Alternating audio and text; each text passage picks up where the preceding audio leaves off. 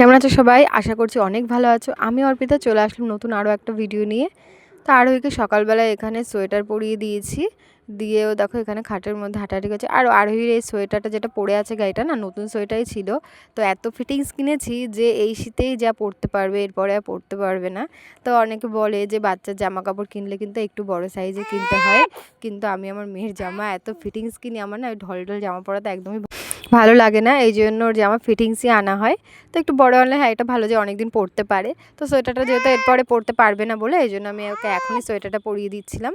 তো সোয়েটারটা আমি অনেক পছন্দ করে নিয়েছি, মানে মার্কেটে জামা কাপড় কিনতে গেছিলাম, ওখানে গিয়ে আমার সোয়েটারটা খুব পছন্দ হয়ে যাওয়াতে আর এই জন্য আমি কিনে নিয়েছিলাম। তো এখানে আরোহীকে কিন্তু ওখানে সোয়েটার পরিয়ে রেডি করে দিয়েছি, ও খেলা করছে আর আমি চলে আসলাম এখানে ওর জন্য রান্না করতে। তো এখানে আমি আজকে আরোহীর জন্য রান্না করবো হচ্ছে মাছ। তো মাছের মধ্যে একটু লবণ দিয়ে দিলাম, লবণে একটু হলুদ মাখিয়ে নেবো ভালো করে। আর যা থাকে ওর খাবারই সবজি, চাল, ডাল এগুলো সব কিছুই আর কি থাকবে। তো মাছ যেহেতু আর এই জন্য রান্না করি, তো মাছ রান্না করাতে একটা কথা আমার মনে পড়ে গেল, তাই ভাবলাম তোমাদের কাছে একটু শেয়ার করি। তো আগে একটা সময় এরকম দিন ছিল যে মাছ মানে ঠিক করে মাছ কাটতে পারতাম না। আর এখন এখন মানে যেই পরিস্থিতিতে এসে দাঁড়িয়েছি যে জ্যান্ত মাছ নিজে হাতে কাটি, কেটে আবার সেটা রান্নাও করি আমার মেয়ের জন্য। তো মেয়েরা মা হওয়ার পর অনেকটাই মানে চেঞ্জ হয়ে যায়, সেটা সবাই জানো। তো সেই কথাটাই একটু মনে পড়ে গেল যে আগে ঠিক করে মাছ কাটতে পারতাম না, মাছের কাঁটা বেছে খেতে পারতাম না মাছ আমি।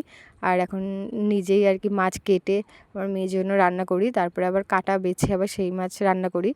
আর ও যখন একটু বড় হবে, যখন মাছ ভালোভাবে আর কি নিজে থেকে খেতে শিখবে, তখনও আমাকে কাঁটা বেছে ওকে খাওয়াতে হবে।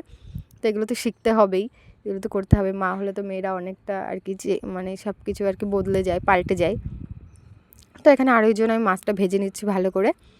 তো মানে প্রেশার কুকারে দিয়ে দিয়েছি মাছ ভাজার জন্য। তো প্রেশার কুকারে মাছ ভাজলে বা কিছু রান্না করলে একটু লেগে যায়, তাই তেল দিয়ে তেলটা গরম করি, তেলের মধ্যে একটু লবণ দিয়ে নিলে না সেটা আর লাগে না, লেগে যায় না। তো সেই সমস্যাটা আর হয় না। তো আমি সেটাই করি, তেলের মধ্যে একটু লবণ দিয়ে দিই, দিয়ে তারপরে আমি মাছ ভাজি বা যেটাই পনির টনির যাই ভাজি না কেন ওর জন্য সেটা দিয়ে নিলে আর লেগে যায় না, তাহলে আমার একটু সুবিধা হয়। প্রথম আমি জানতাম না এটা, তো লেগে যেত। তো একদিন আমি কি মনে হলো একটু ভালো একটু লবণ দিয়ে দেখি, তো লবণ দিয়ে দেখার পর থেকে দেখি আর এরকম হয় না। তো এখানে মাছটা কিন্তু আমার ভালো করে ভাজা হয়ে গেছে। ভাজার পরে মাছটাকে এখানে তুলে নিয়েছি। তো মাছটাকে পরে আমি সময় করে বেছে নেব। তো তার আগে এখানে আমি সবজিগুলো ভালো করে সব ভেজে নেব। আর ওদিকে খেলা করছে, খেলা করতে দিয়েছি।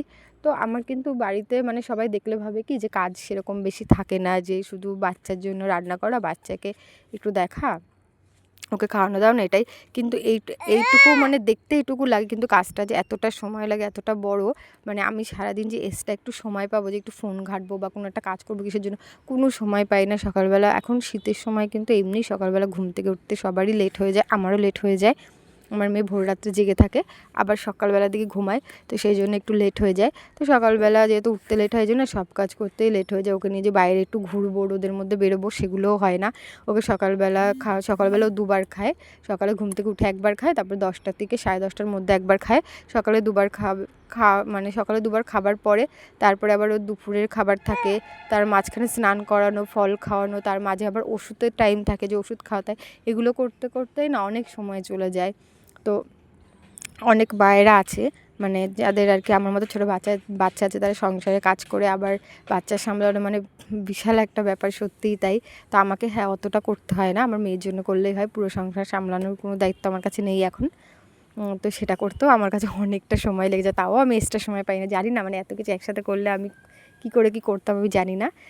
তো যাই হোক, যেটা ভগবান করে সবসময় ভালোর জন্যই করে, আমি সেটাই মনে করি। তো আমি যেখানে আছি ভালোই আছি, আর ভগবান আমার জন্য যা করেছে অনেক ভালোই করেছে। তো মেয়েকে সামলানো অবধি আমার কাছে ঠিক আছে।